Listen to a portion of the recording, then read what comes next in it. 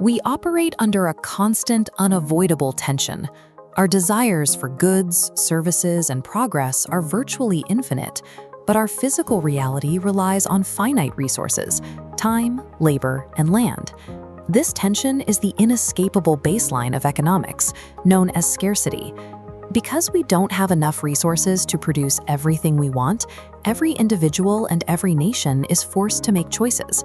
Imagine a hypothetical society deciding how to divide its limited pool of labor and raw materials between two foundational pillars: healthcare and education. This graph shows the Production Possibilities Frontier, or PPF, plotting the absolute maximum this society can achieve, with healthcare on the vertical axis and education on the horizontal. Notice the empty space underneath the curve. Any point inside is a state of productive inefficiency. It means resources exist, hospitals are sitting empty, or trained teachers aren't in classrooms, but they are being wasted. Operating inside the curve is a failure of management. If a society can organize itself to eliminate that waste, it achieves a rare victory. It can increase both its healthcare and its education simultaneously without having to sacrifice anything. Once a society squeezes out all waste and maximizes resources, it lands directly on the boundary line itself. This is the state of productive efficiency. Hitting the absolute physical limit of what you can produce introduces a brutal mechanic: opportunity cost. Once you are on the boundary, gaining more of one good strictly requires sacrificing the other.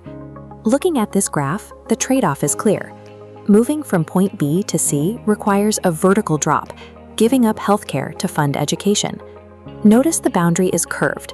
It's steep at the top near A and flat at the bottom near F. This curve illustrates the law of increasing opportunity cost. Resources aren't perfectly adaptable across different industries. Put a brain surgeon in a first-grade classroom, and the educational gains are terrible compared to the massive loss in healthcare.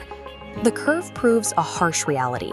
As a society pushes towards extreme specialization in one sector, the sacrifices in the other become increasingly punishing.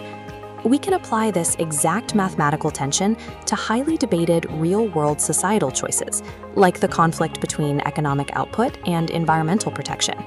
This chart maps the trade-off: economic output on the vertical axis, environmental protection on the horizontal. A developing nation might prioritize basic survival, choosing points P or Q. Conversely, a wealthier nation can afford a healthy ecosystem, landing at points S or T. Selecting the specific point on the boundary that best represents the unique desires and values of a population is called allocative efficiency. Economics cannot dictate which of these policies is morally right. The model only forces a society to transparently map the true costs of its priorities. We've covered the inside of the curve and the curve itself, but what about the geographic space physically outside the frontier? Under a society's current conditions, any point in that outside zone is physically impossible to reach. The labor and raw materials required to get there simply do not exist yet. There are only two ways a society can breach this boundary. The first is a long-term strategy: economic growth. Over a period of decades, steady technological advancements and the accumulation of capital physically push the entire boundary outward along both axes. This outward shift expands the total area of possibility.